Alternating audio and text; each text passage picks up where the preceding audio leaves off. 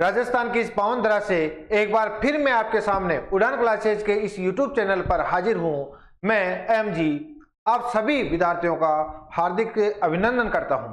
प्यारे दोस्तों, हम राजस्थान की उस गौरवशाली गाथा में जो राजस्थान के गौरव थे उसमें आपने पहले अपने एक क्लास में पढ़ा था बप्पा रावल के बारे में, और दूसरा जो क्लास रही थी अपनी पृथ्वीराज चौहान के बारे में।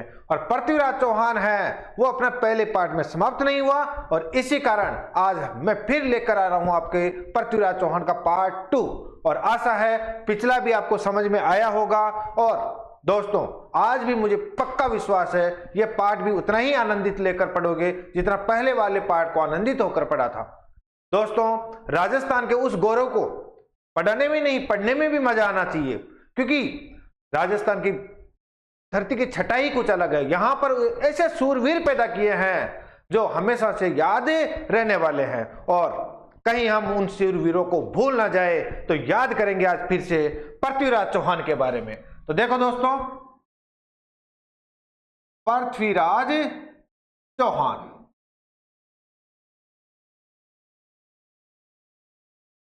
और तनबेरो है। अब पहली पढ़ चुका है कि पृथ्वीराज चौहान है बचपन से ही 11 साल की उम्र में ही क्या बन गया था, शासक बन गया था। और शासक बनने के बाद उसने 1 साल अपनी माता के संरक्षण में काम किया, और उसके बाद आपने देखा कि छोटी सी उम्र में वो कांड किए जो हम जैसे आप जैसे कोई नहीं कर सकते। कांड का तात्पर्य भैया वीर सूरवीर था, कांड का तात्पर्य गलत मत समझो छोरों। और आपने देखा कि उसने किस प्रकार से अपने ही परिवार के नागार्जुन को परास्त किया। आपने देखा किस प्रकार से भंडार नग जाति को नस्तो नाबूद किया, और आपने देखा कि किस प्रकार से उसने चंडेलों को नस्ते नाबूद किया। और आपने देखा कि किस प्रकार से गुजरात के जो चालुक्य वंश है उन चालुक्य वंश के भीम सिंह द्वितीय को भी परास्त किया। आज हम देखेंगे उसी अगली कड़ी में, देखिएगा चौहान गढ़वाल संघर्ष। देखो दोस्तों, चौहान और गढ़वाल संघर्ष थोड़ा सा अगर हम बात करें तो सामान्यतः बात करें तो देखो भाई, दोनों के मध्य संघर्ष का कारण विस्तारवादी नीति। दूसरा बात करें तो दिल्ली पर अधिकार, और तीसरी बात करें तो संयोगिता। संयोग से मिली कौन रहे? संयोगिता। संयोगिता का पृथ्वीराज ये क्या करना भाई? से प्रेम करना। आपको तो याद ही है ना, इंद्रनी को भी इंचा था किसने? पृथ्वीराज ने। तो उसी प्रकार से संयोगिता की प्रेम कहानियां, तो यह हम मुख्यतः कारण, हालांकि आपको पता है मुख्य कारण यही रहा है कि विस्तारवादी दोनों की नीति रही है, जीतना रहा है। लेकिन ये किससे हुआ है? ये संघर्ष, यह संघर्ष पृथ्वीराज का किससे हुआ भाई? जयचंद से। किससे हुआ है? जयचंद से। और जयचंद की जो छोरी थी वो कौन थी? संयोगिता। कौन थी ना भाई? संयोगिता। तो इस प्रकार से अब जयचंद कौन सा है, कौन था, ये थोड़ा हम जानेंगे। तो देखिए, जयचंद कन्नौज का शासक। कहां का शासक है? कन्नौज का शासक।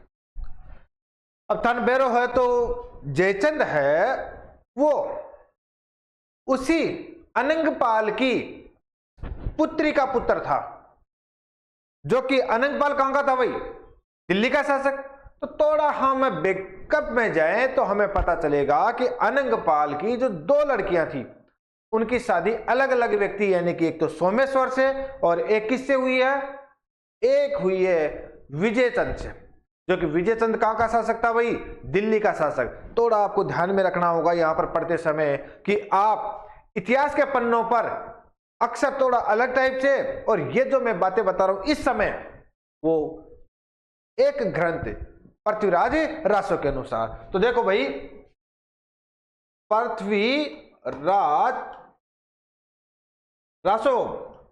अरे वही भट्ट साहब। और भट्ट साहब ने लंबी लंबी फेंकी कि एक दिल्ली का शासक है अनंगपाल। अनंगपाल कौन है भाई? दिल्ली का शासक है अनंगपाल। और अनंगपाल के ध्यान में रखना, दो छोरियां। कितनी छोरियां? दो छोरियां। और उन दो छोरियों का विवाह एक तो हुआ कौन से? विजय चंद से। किससे हुआ भाई?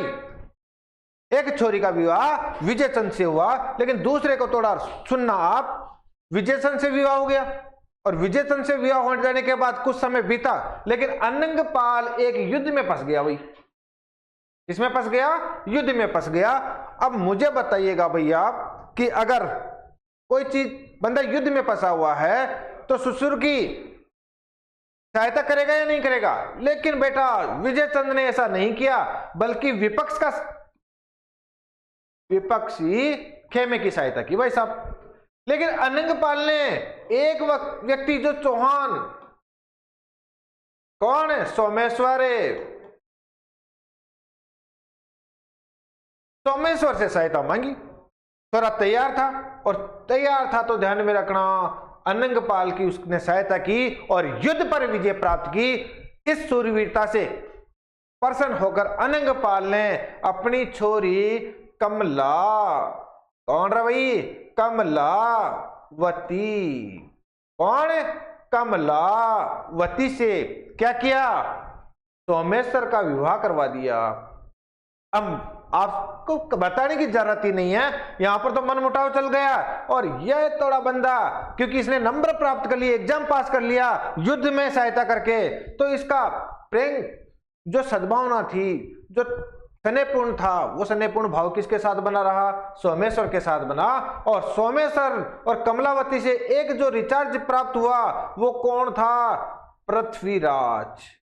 कौन था भाई? पृथ्वीराज। और इधर जो रिचार्ज पैदा हुआ वो कौन था? जयचंद। कौन था भाई? जयचंद। अब आप समझ गए होंगे कि जो कन्नौज का जो जयचंद है वो किसका पुत्र है? विजयचंद का, या विजयपाल कह लीजिएगा। विजयपाल का जो पुत्र है वो कौन है? जयचंद।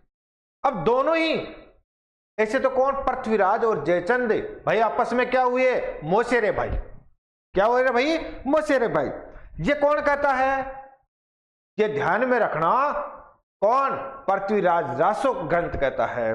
और इस प्रकार से अगर बात करें तो देखो भाई, अब आप समझ गए कि अपना एक तो ये पृथ्वीराज और एक कौन है? जयचंद। जयचंद ये कहां का शासक है भाई? कन्नौज का। और पृथ्वीराज है, आपको पता है अब दो जगह का शासक बन रहा है, एक तो अजमेर का और एक दिल्ली का। तो आपने देखा शुरू से ही जब पृथ्वीराज को अनंगपाल ने दिल्ली का शासक भी बना दिया, तो ये तो जयचंद को कहां से बहेगा? नहीं बहेगा ना। अरे भाई भानु भी क्यों है? लेकिन जयचंद के मन में कुछ और ही चल रहा था कि पहले मेरे पापा की शादी हुई है और बड़ी लड़की से शादी हुई है, उनका बेटा मैं हूं, तो शासक किनको बनाना चाहिए? मुझे बनाना चाहिए। मैं कहूंगा बच्चू, अगर इतना ही सोचता तो तेरे पापा को बोलता कि किसकी सहायता करता? अनंगपाल की करता। तो इस प्रकार से आप देखो कि जो पृथ्वीराज है और जयचंद में बिल्कुल बनती नहीं है, क्योंकि दोनों ही। लेकिन थोड़ा सा ध्यान में रखना, चंद्रबरदाई ने कुछ अलग चीजें भी बताई। और वो क्या बताई? पृथ्वीराज और संयोग से मिली कौन रहे? संयोगिता। कौन मिली? संयोगिता। और अपने जो सूरवीर पृथ्वीराज चौहान हैं उसको युद्धों से भी प्यार था और लड़कियों से भी प्यार था। जहां पर भी मिली उधर थोड़ा याद कीजिएगा, चालुक्य वंश से किससे? इंचनी, हाँ, सलक, जो कि सिरोही का, आबू का क्या था? शासक था। तो उधर देखिएगा। इधर जब हम बात कर रहे हैं, जब ये भाई दिल्ली में डटे हुए हैं, तो दिल्ली में पृथ्वीराज और कौन है भाई? संयोगिता। इन दोनों के बीच में क्या हुआ रे? प्रेम। क्या हुआ? प्रेम। दोनों के बीच में क्या हो जाता है छोरों? प्रेम हो जाता है। और प्रेम होना तो स्वाभाविक है भाई, किसी से भी हो सकता है, लेकिन संयोग से मिली, संयोगिता से, तो जल्दी हुआ इसको। लेकिन आपको पता है, इस बात का पता किसको चला? जयचंद को चला। किसको चला भाई? जयचंद को चला। जयचंद नाराज, अरे छोरी वास्तव में तू प्यार करती है उससे? ऐसा है क्या? हो ही नहीं सकता, तू उससे प्यार कर सकती है। हम जिससे नफरत करें तू उससे प्यार कैसे कर सकती है? तो याद रखना, संयोगिता डर के कारण, तो उसने कहा सच में बता तू उससे प्यार करती है? सच में बता तू उससे प्यार करती है? तो संयोगिता ने कहा कि कैसे कह दे उसे प्यार नहीं, कैसे कह दे उसे प्यार नहीं, इस बात से हमें इनकार नहीं, कुछ तो कसूर है उसकी आंखों का, अकेले हम ही तो गुनाहगार नहीं। तो याद रखना, संयोगिता ने कहा हाँ भाई प्यार है। ये बात पप्पा सुनकर भाई साहब शोक में हो गए। जयचंद ने सोचा ये क्या? उसने सोचा छोरी कब बड़ी हो गई, पता ही नहीं चला। तो इस प्रकार से अब जयचंद ने सोचा भैया छोरी का तो क्या करवा दें, भैया करवा दें, अन्यथा छोरी है भाई साहब कभी भी 9 2 11 हो सकती है। तो याद रखना, इस प्रकार से जयचंद ने संयोगिता के लिए क्या रखा?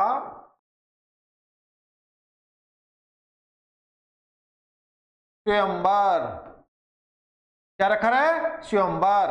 और जो स्वयंवर रखा, उस स्वयंवर में पृथ्वीराज तो क्या किया गया भाई? नहीं बुलाया।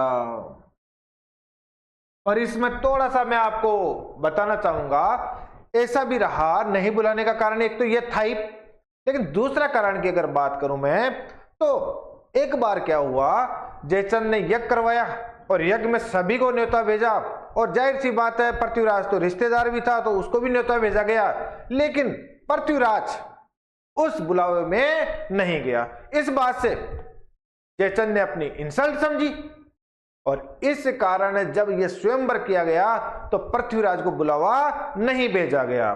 तो अपने अपनी चीजें हो सकती है, प्रेम कहानी के कारण भी नहीं बुलाया होगा, ऐसा भी हो सकता है, या अपने उस यज्ञ के कारण भी नहीं बुलाया होगा, ऐसा भी हो सकता है। चाहे जो भी रहे, लेकिन इस स्वयंवर में किसको नहीं बुलाया गया? पृथ्वीराज चौहान को नहीं बुलाया गया। जबकि पृथ्वीराज चौहान के मन में, दिल में किसकी ज्वाला जग रही थी? संयोगिता की ज्वाला जग रही थी, और उस ज्वाला को कैसे बुझाता वो? लेकिन दुर्भाग्य से पृथ्वीराज चौहान तो कहां पर बैठे हुए थे? अपने अजमेर में बैठे हुए थे। अब भाई साहब अजमेर में भनक लगी, अजमेर में भनक लगी कि संयोगिता का क्या हो रहा है? स्वयंवर हो रहा है। अब यह भनक लगते ही भाई साहब पृथ्वीराज दुखी हैं। चंद्रबरदाई का नाम तो थे सुने ही हो, और चंद्रबरदाई को कहता है यार भाई अपन बचपन से मित्र रहे हैं, और कुछ तो कर यार, मैं उसके बिना जी नहीं सकता, तेरी कसम मर नहीं सकता, अगर वो ना मिली तो मैं कुछ कर नहीं सकता, और इस प्रकार से अगर मैं ऐसे बैठा रहूंगा तो फिर जीने का क्या फायदा है, कुछ तो कर। उसने कहा भाई यार इतना प्यार? कि हाँ कसम से इतना प्यार, तो ले भाई मैं जुगाड़ करता हूं। तो ध्यान में रखना, पृथ्वीराज को चंद्रबरदाई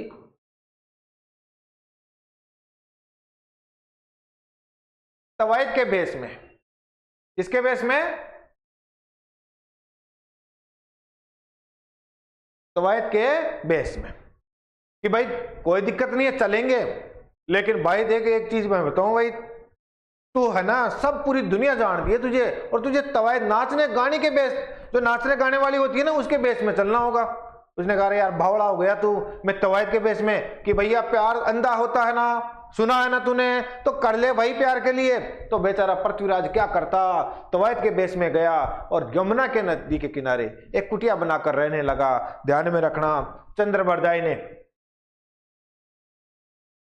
जयचंद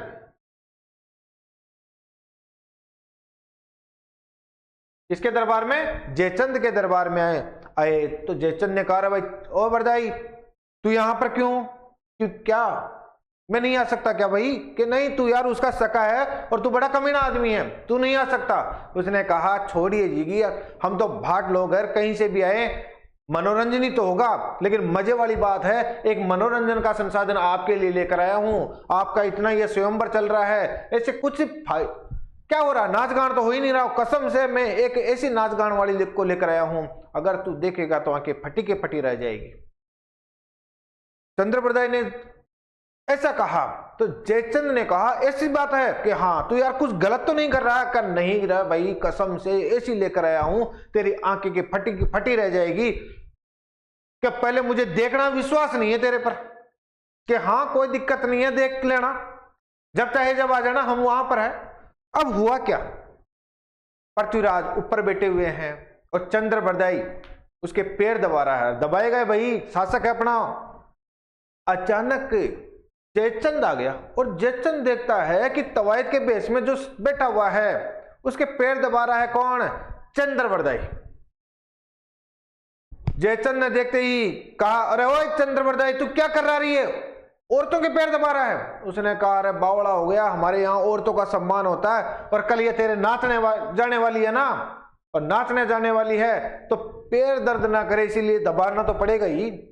उसने कहा, ऐसा है कि एक बार, हाँ जैसे ही ध्यान में रखना। चंद्रप्रदाय ने यह कहा, उसके बाद जयचंद ने आंख मिलाई, किससे? पृथ्वीराज से। तवायत के बेस में आपको जानकर आश्चर्य होगा, उन आंखों में उसे जो लाल ज्वाला दिखाई दी उससे चंद्रप्रदाय डर गया।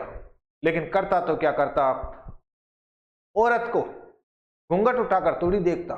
और इसी कारण है पृथ्वीराज तवायत के बेस में जब आए और स्वयंवर चल रहा था तो एक एक व्यक्ति के जितने भी राजा हुए उसमें सहयोगिता ने किसी के भी वर्ण माला नहीं डाली, बल्कि चंद्रप्रदाय ने, सॉरी जयचंद ने क्या किया, पृथ्वीराज की द्वारपाल के रूप में एक मूर्ति रखवा दी कि भैया द्वारपाल का कार्य करेगा। ये जो बाहर जूते चप्पल खोले गए हैं उनको देखने का कार्य कौन करेगा? पृथ्वीराज करेगा। और हद तो तब हो गई जब उनको इन्हीं के जूतों के बेस में एक माला पहना दी गई। लेकिन बात करते हैं, ये लो भाई, ये स्वयंवर चल रहा है और अपना यहां पर काले की क्या बना दी भैया? पृथ्वीराज की मूर्ति। ये क्या है? पृथ्वीराज की मूर्ति बनवा दी। पृथ्वीराज की मूर्ति बना दिया और यहां पर बैठे हुए हैं भाई सब, एक से एक सूरवीर बैठे हुए हैं और सहयोगिता है वो अपनी सहयोगिता एक एक को यहां आई, यहां आई, यहां पर किसी को भी कि भैया तुम झुकोगे? हर बंदा ये बोला, भाई मैं पुष्पा हूं, झुक नहीं सकता। तो उन्होंने कहा, तू झुक नहीं सकता ना, तो मैं भी तुझे माला नहीं पहना सकती। और यही कारण है कि किसी को भी माला ना पहनाई और यहां पर आते आते तक उन सभी का जीव धड़कता गया, दिल धड़कता गया। लेकिन सहयोगिता ने किसको माला पहना दी रहा है? पृथ्वीराज को, उस मूर्ति को जो द्वारपाल का कार्य कर रही थी। जयचंद ने देखा ये क्या किया इसने। उसी समय आया सपनों का राजकुमार पृथ्वीराज चौहान, जो तवायत के बेस में नाच गान कर रहा था, आया और किसको? सहयोगिता को वहां से उठाकर ले गया। किसके साथ? मैं तुझको भगा आया हूं तेरे घर से, तेरे बाप के डर से, तेरे बाप के डर से। तो भाई साहब जाएंगे कहीं दूर, शहर तेरे से, तेरे बाप के डर से। तो सहयोगिता को भगा कर ले आता है अपना पृथ्वीराज और कहां पहुंचता भाई साहब? अजमेर पहुंचता है। कहां पहुंचता है? अजमेर पहुंचता है। और अजमेर में आपने देखा कि रहने लगते हैं। तो इस बात को लेकर जयचंद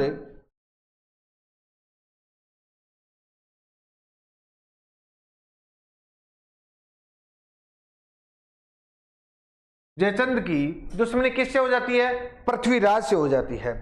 तो हम बात कर चुके हैं दो तीन कारणों में से कि एक कारण तो जो रहा है वो क्या रहा है, जयचंद का और पृथ्वीराज का विस्तारवादी नीति। एक जो कारण रहा है दिल्ली पर अधिकार की नीति, और एक रहा है संयोगिता के प्रेम प्रसंग। लेकिन ध्यान में रखना दोस्तों, ये चाहे जो भी कारण रहा हो, लेकिन इतना कह सकते हैं कि मन मुटाव दोनों के बीच में था। और यही कारण है कि जो जयचंद है वो पृथ्वीराज के सामने जब त्रैन का प्रथम युद्ध और त्रैन का द्वितीय युद्ध हुआ, उस समय किसका साथ नहीं दिया? पृथ्वीराज का साथ नहीं दिया। हालांकि राजस्थान के पक्ष से बात करें तो जयचंद पर आरोप लगाया जाता है कि जयचंद ने क्या किया, जयचंद ने गोरी से जाकर भारत में आने का आह्वान किया और पृथ्वीराज को हराने का आह्वान किया। लेकिन ऐसा इतिहास में अभी तक साबित नहीं हो पाया है। लेकिन चाहे जो भी रहे, हम बात करते हैं अब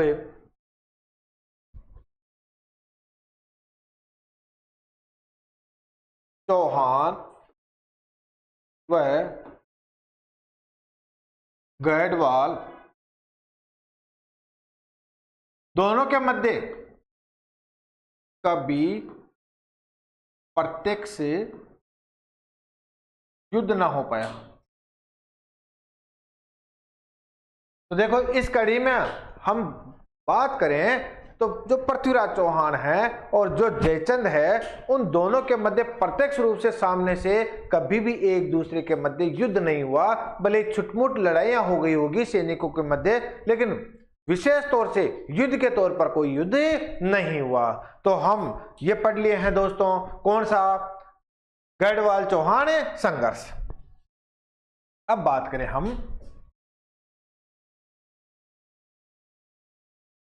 गोरी की, जो कि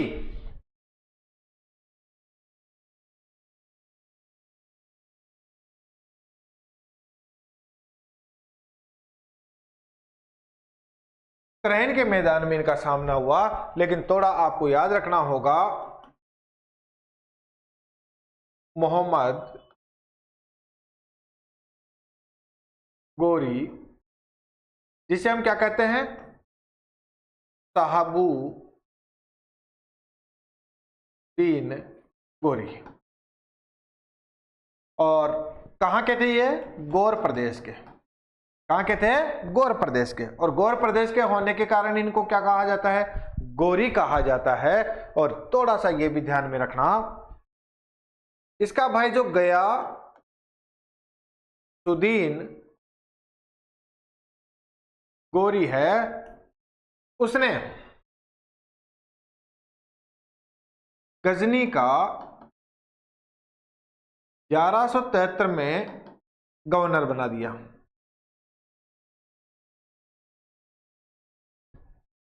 क्या बना दिया? गवर्नर बना दिया। और गवर्नर बनाने के बाद में उसको जिम्मेदारियां दी गई कि आप भारत की तरफ भी बढ़िएगा। और जो गोरी है, उसने 1178 में गुजरात पे आक्रमण किया। और गुजरात के आक्रमण में उसको किसका सामना करना पड़ा? हार का सामना करना पड़ा।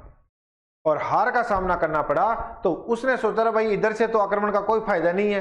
तो उस समय उसने सिंध प्रांत पर से आक्रमण करने की योजना बनाई और उससे पंजाब वगैरह में आकर आक्रमण की योजना बनाई। तो देखिएगा,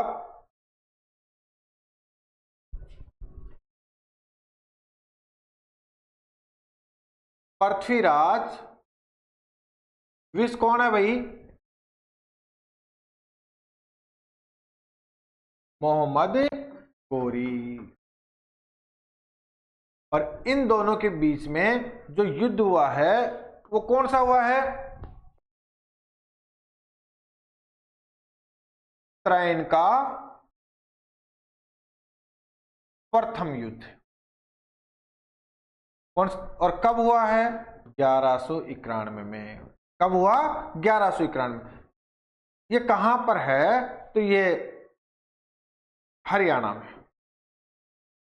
त्रैन का मैदान भी जिसे कहा जाता है, और त्रैन का युद्ध जो उसमें हुआ, तो ये कहां पर है? हरियाणा में है।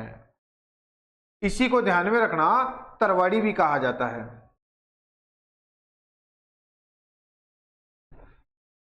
तो भाई गौरी आए, और गौरी आया किसके मैदान में? त्रैन के मैदान में।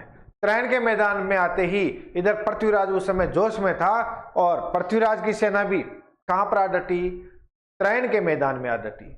और त्रैन के मैदान में आकर दुश्मनी खेमा से ऐसा बदला लिया कि दुश्मनी खेमा है वो देखते रह गया। राजपूती सेना ने कहर बन के टूट पड़े मुस्लिम सेना पर। उसमें से इसी युद्ध में याद रखना,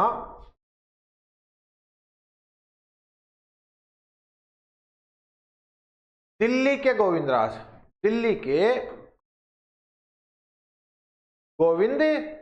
राज तोमर, जो कि चौहान का क्या था? सामंत था।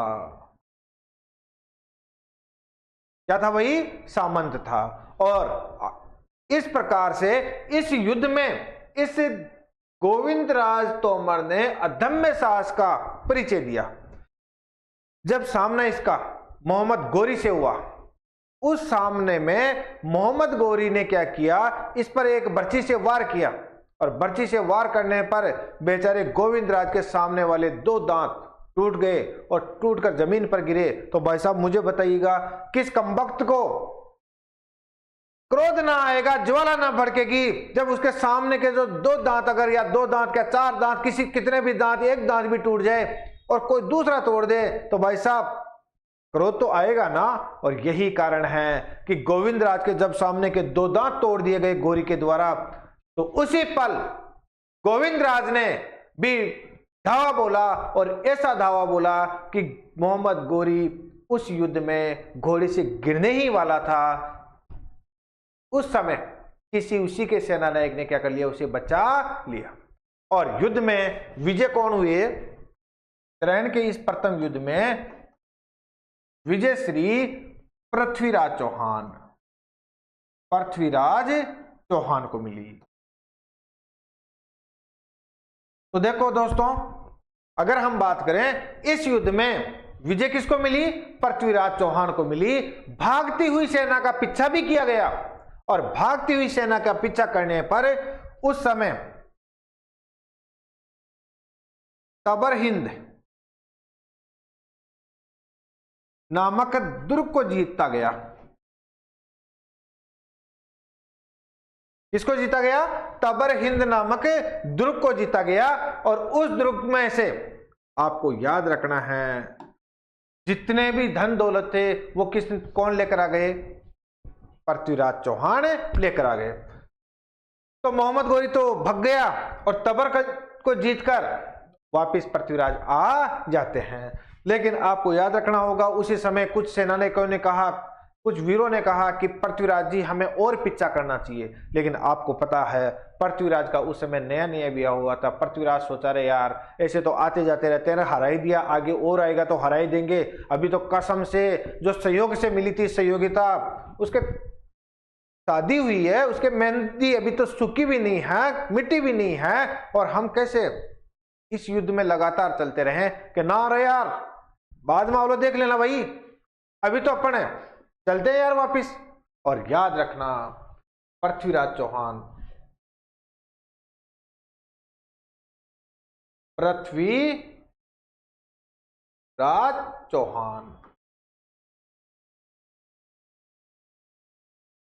क्या किया भाई? एक वर्ष तक रंगरेलियों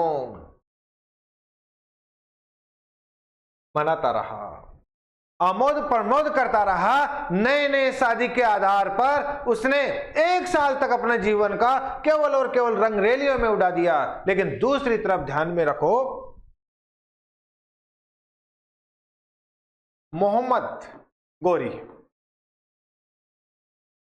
ने कसम खाई कि जब तक मैं वापस उस क्षेत्र में जीत ना लूं तब तक मैं चैन से बैठूंगा नहीं, सोऊंगा नहीं। और उसने उसी दिन से इस युद्ध रणनीति पर नए तरीके से काम करना प्रारंभ कर दिया। और एक साल बाद पुनः गौरी आ धमका उसी त्रैन के मैदान में। और त्रैन के मैदान में त्रैन का युद्ध, त्रैन का द्वितीय युद्ध, यह कब हुआ भाई? 1192 ईस्वी। कब हुआ? 1192 ईस्वी में। और त्रैन के द्वितीय युद्ध में जब वहां पर आए तो पृथ्वीराज को पता चला कि भाई आ गया है। उसने सोचा रे भाई आ गया है, सेना नायकों ने कहा क्या करना है, तो उन्होंने कहा देख लेंगे, टेंशन क्यों लेते हो, अभी तो आया है, अभी तो मुझे वंस मोर और करने दो। नहीं शादी हुई है और रोज मैं वंस मोर करूं तब यार आएंगे तो देख लेंगे भाई। और इस कारण आपको पता है कि जहां एक तरफ हमारे पृथ्वीराज जी इतनी सी गलती कर दी है कि रंग रैलियों में डूबे रहे, मस्त रहे, और उधर गौरी रणनीति बनाता रहा। और जब सामने आए तो पृथ्वीराज भी गए, लेकिन पृथ्वीराज के साथ एक और चाल खेली गई। मोहम्मद गौरी ने कहा कि भाई साहब गलती हो गई और हम तो गलती से यहां पर आ गए, क्योंकि मेरा बड़ा भाई है, मां कसम बहुत बुरा है, और वो इतना बुरा है कि मैं अगर उसके सामने गया ना तो मुझे उसने कहा कि वापस जा, जीते बिना मत आना, लेकिन मुझे पता है तू खतरनाक व्यक्ति है भाई साहब, तेरी कसम तू जीतने कहां देगा मुझे, मां कसम तेरे से तो मैं बहुत डरता हूं। लेकिन पृथ्वीराज ने कहा भाई मुन्ना अगर तू डरता ही है तो आया क्यों है? उसने कहा कौन कमबख्त मैं आया हूं, वो तो मेरे भाई ने भेजा है, लेकिन फिर भी मुझे डर है, तो मेरे भाई को एक चिट्ठी मैंने भेजी है कि भाई साहब इस बंदे से नहीं जीता जा सकता, और उसका इंतजार है, वो चिट्ठी जैसे आएगी, और मुझे 100% विश्वास है वो चिट्ठी में मेरा भाई अगर मुझे चाहता है तो ये कहेगा ही कहेगा कि आ मुन्ना लौट चले घर, तो वो मुझे बुला लेगा, तो निश्चित तौर से युद्ध की आवश्यकता ही नहीं है। पृथ्वीराज ने सोचा कोई दिक्कत नहीं है, उसने कहा बाबू कितने दिनों में आ जाएगी तेरी चिट्ठी, कि बस थोड़ी सी 2-5 दिन और रुक जाइएगा, आ ही जाएगी। ऐसा बुलावे में कौन रख दिया भाई? मोहम्मद गौरी ने रख दिया। एक तरफ अपने जो पृथ्वीराज है वो निश्चिंत हो गए कि ऐसा ही रहा होगा, तो वापिस सेना को, थोड़ी सी सेना को तो भाई तुम यहां बैठे रहो, बाकी तो सेना तुम जाओ। और आपको मैं बताता चलूं, जब प्रथम त्रैन का मैदान में युद्ध हुआ था, उस युद्ध में संपूर्ण सेना ने भाग लिया, लेकिन द्वितीय युद्ध में संपूर्ण सेना ने भाग नहीं लिया, क्योंकि अधिकांश सेना उस समय छोटे मोटे, जब समस्या आई ना तो उन लोगों ने भी आतंक मचाना प्रारंभ कर दिया, जिसको पृथ्वीराज ने प्राचीन पहले के समय, यानी कि इस युद्ध के पहले के समय में उनसे क्या किया था? युद्ध किया था, उनसे अपने क्षेत्रों को जीता था। जैसे आपने देखा चालुक्यों से संघर्ष रहा था, आपने देखा गढ़ वालों से संघर्ष रहा था, आपने देखा चंदेलों से संघर्ष रहा था। इस संपूर्ण सीमा पर उसको अपनी सैनिक छावनियां लगानी पड़ी, और सैनिक वहां पर लगाए तो यहां पर सेना क्या हुई? कमी हुई। और यही कारण है दोस्तों कि इस अब की बार सेना क्या आई? कम आई। और यही तो देखिए, जो त्रैन है, त्रैन का द्वितीय युद्ध जो कि 1172 में लड़ा गया, और पृथ्वीराज को बुलावे में रखा गया, और पास में ही रात के अंधेरे में आग जला ली जाती थी, तो पृथ्वीराज बिल्कुल निश्चिंत हो गया कि ये तो केवल और केवल क्या करते रहे, सर्दियों में तपने का काम करते, और कुछ है नहीं इनके पास। लेकिन एक दिन गौरी ने जैसे इधर निश्चिंत हुए, सुबह सुबह के समय में जब नित्य क्रियाएं करते हैं, नित्य क्रिया वही भाई जो सुबह सुबह गड्डी लोटा हाथ में लेकर जाते हैं, अपने जो भाई है वो सुबह सुबह नित्य क्रियाएं कर रहे थे, गड्डी लोटा हाथ में लेकर जा रहे थे। उसी समय मोहम्मद गौरी ने क्या कर दिया? आक्रमण कर दिया। कसम से आप मुझे बताइएगा, नित्य क्रियाओं में जाने वाले के पास हथियार कहां होता है? वहां पर तो लोटा होता है, गड्ढा होता है, और उस लोटे को हथियार तो नहीं बना सकते ना। और इसी कारण हमारी जो सेना पर टूट पड़े कौन? मुस्लिम आक्रांत है। और गलत समय, और इस समय का नुकसान किसको उठाना पड़ा? पृथ्वीराज को उठाना पड़ा। जैसे तैसे संभल पाए और युद्ध लड़ने के लिए तैयार हुए, उतने में बहुत कुछ पृथ्वीराज की सेना खो चुकी थी और इस बात से पृथ्वीराज एक उतावलापन दिखा गया और उसने कहा कि भैया मैं अब मुझे उतारो हाथी से, मुझे युद्ध में जाना है और घोड़ा लाइएगा। तभी ध्यान में रखना, यहां पर कुछ कहा जाता है प्रताप सिंह के बारे में कि प्रताप सिंह ने, जो कि इसी का मंत्री था, सेना नायक था, उसने घोड़ा पृथ्वीराज का परिवर्तित कर दिया। और परिवर्तित करने का तात्पर्य पृथ्वीराज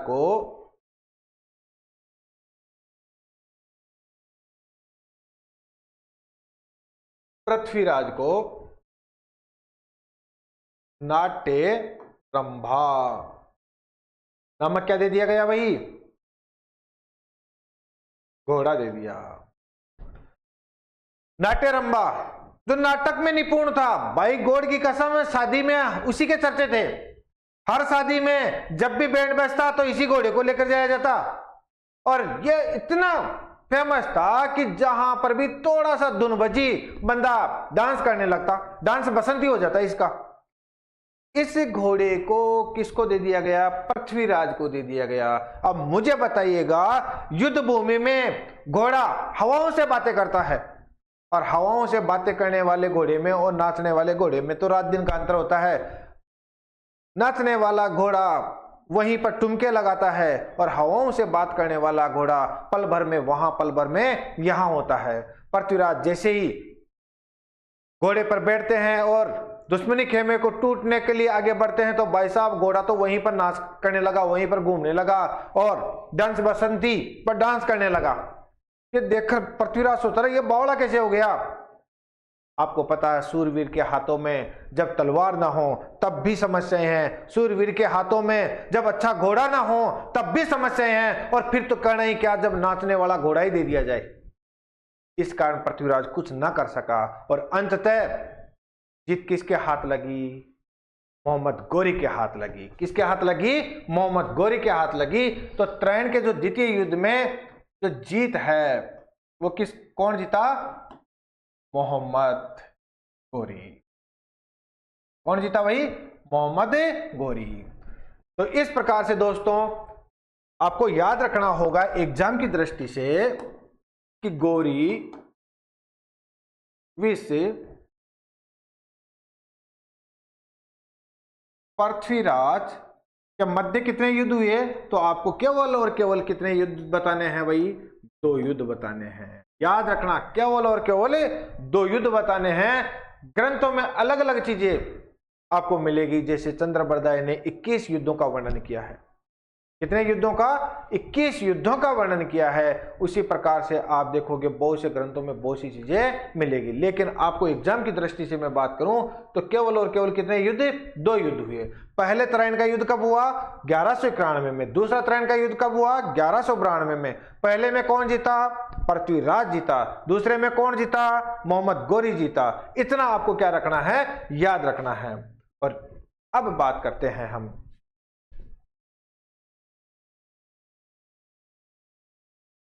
पृथ्वीराज की मृत्यु। पृथ्वीराज की मृत्यु। और पृथ्वीराज की अगर मृत्यु की बात करें तो इसके संबंध में आपको याद रखो 3 कथन। सिरसा में, याद रखना अजमेर में, याद रखना गजनी में। तो पृथ्वीराज की जो मृत्यु है उसके बारे में 3 धारणाएं हैं कि जो इनकी मृत्यु हुई है वो सिरसा में हुई है या अजमेर में हुई है या गजनी में हुई है। अगर हम बात करें तो सबसे बड़ी ये जो धारणा रखी है पृथ्वीराज रासो ने। पृथ्वीराज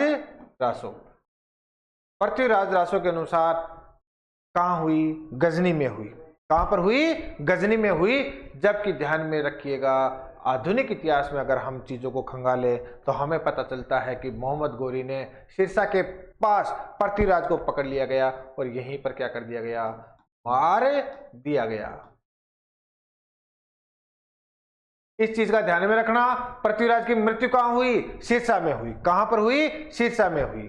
और इसी प्रकार से अजमेर की बात करें तो कहा जाता है कि जो समकालीन जो मुस्लिम इतिहासकार है उनका बताया जाना है कि पृथ्वीराज को कैद कर लिया गया और कैद करके कहां पर लाया गया? अजमेर लाया गया। और अजमेर में उन्होंने कहा कि जो सिक्के हैं उन सिक्कों पर एक तरफ पृथ्वीराज और एक तरफ किसका? मोहम्मद बिन साम।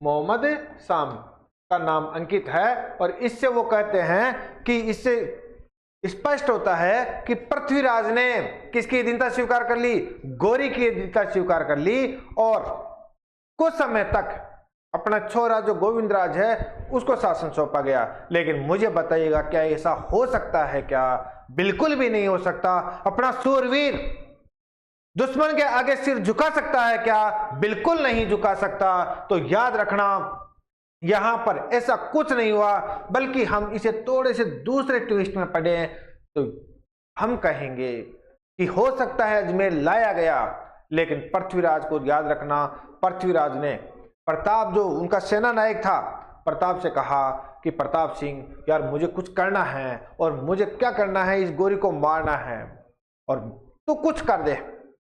तब याद रखिएगा, कहा जाता है कि प्रताप ने पृथ्वीराज को कहा कि हाँ बिल्कुल कर देंगे और पूरी योजना भी बना ली और पूरी योजना बनाई। लेकिन प्रताप सिंह है वो किससे मिल गया? जाकर मोहम्मद गोरी से मिल गया और इस पूरी योजना का कच्चा चिट्टा किसके सामने जाकर खोल दिया? मोहम्मद गोरी के सामने खोल दिया। आपको याद रखना होगा, मोहम्मद गोरी ने बाद में इसे क्या कर दिया? मरवा दिया। मरवाने की भी अलग अलग कहानियां मिलती है और उन कहानियों में कुछ में कहा जाता है पृथ्वीराज के गले में पट्टा डाला गया और बंदर के खेल की तरह, मदारी की तरह घुमाया गया और पत्थरों के दौरान पत्थर मार मार कर इसकी क्या कर दी गई? हत्या कर दी गई। दूसरी कहानियों में हमें मिलता है कि जब प्रताप ने मोहम्मद गोरी को जाकर यह बताया, और आपको तो पता है शब्द वेदी बाण के बारे में, वो कहानी जो आपने गजनी में सुनते हो वही कहानी यहां पर दोहराई गई और यहां पर कहा गया कि मोहम्मद गोरी, क्योंकि उसे पहले पता चल गया था तो वो चालाक था और अपनी जगह किसकी? एक पुतले को रख दिया गया। और उसे जब पता चला कि वास्तव में ये शब्द वेदी बात जानता है, लेकिन मरा तो कौन मरा? वो पुतला जो कि पहले से ही मरा हुआ रहता है। मोहम्मद गोरी ने बाद में उसको क्या करवा दिया? पृथ्वीराज को मरवा दिया। और अब हम बात करें गजनी की, तो ये गजनी में करने वाला कौन है भाई? अरे वो गजनी वाला नहीं, आमिर खान वाला नहीं, अफगानिस्तान में जो गजनी है उसकी बात हो रही है। तो देखो, पृथ्वीराज रासो में कहा गया कि गजनी में उसको पकड़ कर ले जाया गया और उसे यातनाएं दी गई। और यातनाएं दी गई, अपना जो पृथ्वीराज को यातनाएं दी जा रही है और चंद्रप्रदय कहां पर बैठा हुआ? अजमेर में बैठा हुआ। सहयोगिता इस बात से विचलित होती है और वो कहती है कि तू बड़ी बड़ी बातें करता था भाई, तू तो कहता था मेरा भाई मेरा भाई मेरा भाई, लेकिन पता चला भाई वहां पर है और तू तो यहां पर मस्त होकर बैठा हुआ है। उसने कहा ऐसी बात नहीं है, मैं क्या कर सकता हूं? कि क्या कर सकता है? ये क्या बोल रहा है? परिस्थितियां अगर विकट भी है तो सच्चा दोस्त है, सच्चा भाई है, तो तुझे वहां जाना होगा, छुड़ाना होगा। उसने कहा ऐसी बात है तो भाभी, या तो मैं जीवित आऊंगा या मृत आऊंगा, लेकिन जो भी होगा कुछ करके जाऊंगा। और यही कारण है कि चंद्रप्रदय कहां गए? गजनी गए। और गजनी जाते हैं, अपने मित्र का हाल चाल देखते तो देखते ही उसकी आंखों में आंसू आ जाता है, क्योंकि पृथ्वीराज की दोनों आंखें क्या कर दी गई थी? शिराओं से, जो गर्म शिराएं हैं उससे फुड़वा दी गई थी। और पृथ्वीराज की जो चमड़ी है, उनके जो नाखून है, उसको निकाल दिए गए थे। और पूरी चमड़ी पर, पूरे शरीर पर ऐसा कोई हिस्सा नहीं था जिस पर खून ना आ रहा हो, और ऐसा कोई हिस्सा नहीं था जिसमें नमक और मिर्ची ना भरी गई हो। ऐसा पृथ्वीराज को देखकर चंद्रप्रदय बिलख कर रोने लगा। उसने चंद्रप्रदय को, पृथ्वीराज ने कहा कि रोने का समय नहीं, ये कुछ करने का समय है, और मित्र कुछ ऐसी युक्ति अपना जिसके कारण इस मोहम्मद गौरी को दिखा दें कि हम क्या है, राजस्थानी सूरवीर क्या है।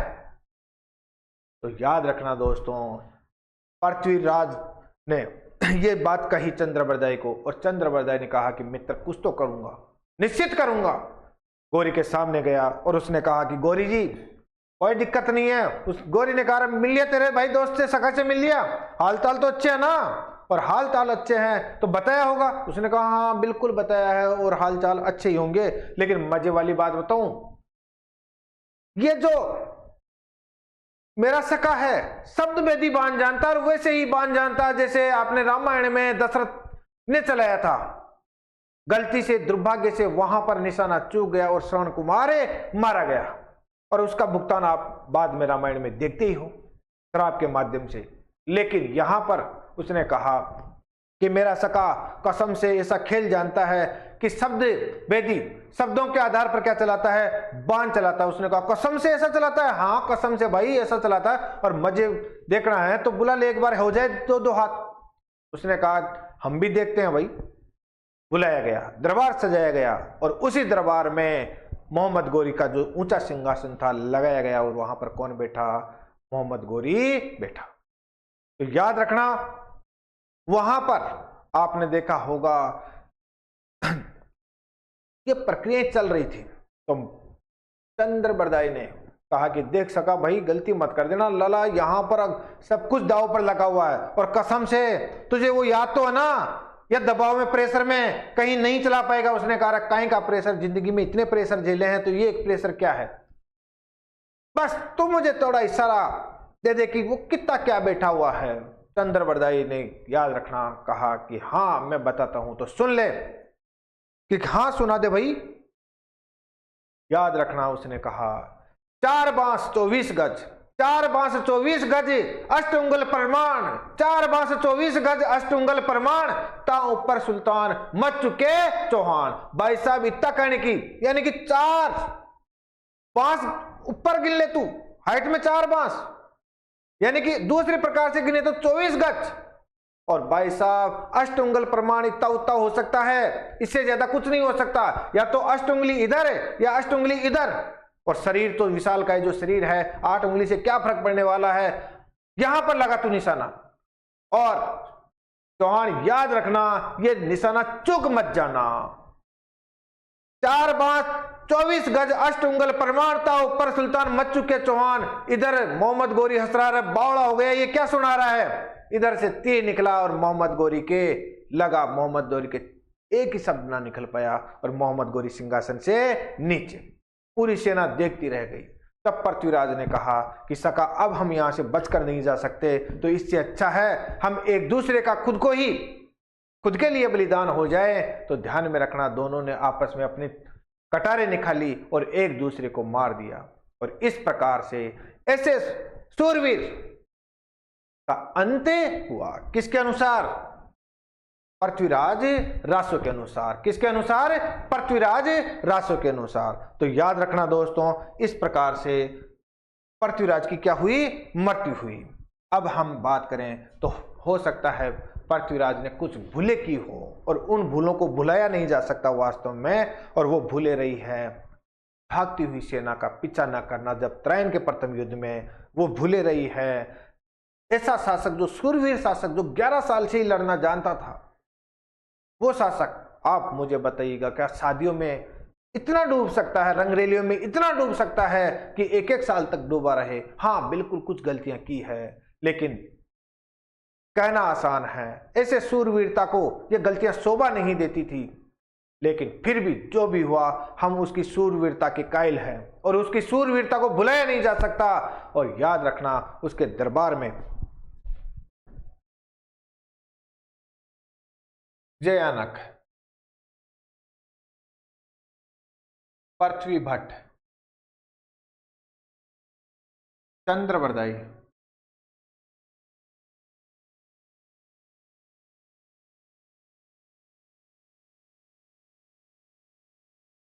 वागीश्वर,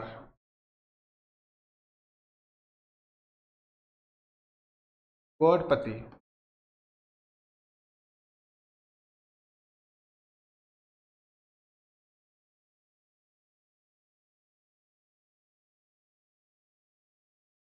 विद्यापति गौड़ आदि क्या रहते थे? विद्वान रहते थे। आदि क्या रहते थे भैया? विद्वान रहते थे। इस चीज का भी आपको ध्यान में रखना होगा, विद्वान रहते थे। और एक चाहो तो विश्व रूप भी लिख लीजिएगा, विश्व रूप। तो इस प्रकार से जो पृथ्वीराज है उसके दरबार में जयानक, पृथ्वी भट्ट, चंद्रबरदाई, वागीश्वर, विद्यापति गौड़ और विश्व रूप जैसे व्यक्ति रहते थे। तो इस प्रकार से हमने देखा कि जो हमारे जो पृथ्वीराज चौहान हैं वो त्रैण के द्वितीय युद्ध में क्या होते हैं? मारे जाते हैं। लेकिन आपको याद रखना होगा ये अंतिम हिंदू शासक कहे जाते हैं, अंतिम हिंदू शासक कहे जाते हैं। इसके बाद मुस्लिमों का शासन शुरू हो जाता है और जो लंबे समय तक आपने देखा बना रहता है। तो दोस्तों आशा है आपको ये चीज पसंद आएगी और निश्चित तौर से एग्जाम की दृष्टिकोण से तो पसंद आएगी और अपने इस सूरवीर का राजस्थान की गौरव गाथा भी आपको पसंद आएगी। तो देखिए अब मोटी मोटी बात कर ले हम, तो पृथ्वीराज के बारे में क्या एग्जाम की दृष्टि से इंपॉर्टेंट हो सकता है। तो एक बार 5 मिनट लीजिएगा और आप पृथ्वीराज के बारे में एकदम क्लियर 5 मिनट सुनिएगा। पृथ्वीराज, पृथ्वीराज की माता का नाम कर्पूर देवी, पृथ्वीराज के पिता का नाम सोमेश्वर। पृथ्वीराज के बारे में जन्म कहाँ हुआ? अलीन पाटन में। कब हुआ है? 1166 ईस्वी को। शासक कब बना? 1177 ईस्वी को। वास्तविक शासक कब बना? 1178 ईस्वी को। ध्यान में रखना, प्रारंभिक विजय में अगर बात करें तो नागार्जुन के खिलाफ विजय, दूसरी विजय की बात करें अगर प्रारंभिक विजय में ही तो भंडानक जाति के खिलाफ विजय, और अगर हम दिग्विजय की बात करें तो आस पड़ोस की राज्यों की जीतने की नीति के तहत पहली विजय कौन रही? गढ़वालों के संबंधी महोबा का युद्ध कब हुआ? 1182 में। किसके खिलाफ हुआ? परमार्दी देव के खिलाफ। और परमार्दी देव को कौन से युद्ध में हराया? महोबा के युद्ध में। कब हराया? 1182 में। आपने देखा इसका जो संघर्ष रहा है चालुक्यों के साथ भी रहा है। चालुक्य के किस शासक के साथ? भीम सिंह द्वितीय के साथ। क्यों हुआ? वही विस्तारवादी नीति। और दूसरी क्या हुई? आपने देखा इंचनी की प्रेम से संबंधित कहानी, और आपने देखा था उसी से संबंधित कि उनका जो ये संघर्ष है अपने पिता की मौत का बदला भी लेना था। और आपने देखा कि जो गढ़वाल संघर्ष है वो भी विस्तारवादी नीति, दिल्ली पर अधिकार की नीति और सहयोगिता से प्रेम का प्रसंग, ये सभी संघर्ष के कारण रहे। लेकिन जो सबसे बड़ा है वो मोहम्मद गौरी से संबंधित त्रैण का प्रथम युद्ध और त्रैण का द्वितीय युद्ध। प्रथम युद्ध कब हुआ? 1191 में हुआ। त्रैण का द्वितीय युद्ध कब हुआ? 1192 में हुआ। पहला कौन जीता? पृथ्वीराज जीता। हारा कौन? मोहम्मद गौरी। दूसरा जीता कौन? मोहम्मद गौरी। और हारा कौन है? पृथ्वीराज चौहान। युद्ध नहीं हारा बल्कि अपनी जान भी हारा। और जान कहां हारा? सिरसा में हारा। लेकिन पृथ्वीराज रासों के अनुसार कहां हारा? दोस्तों पृथ्वीराज रासों के अनुसार गजनी में हारा। कहां पर हारा? गजनी में हारा।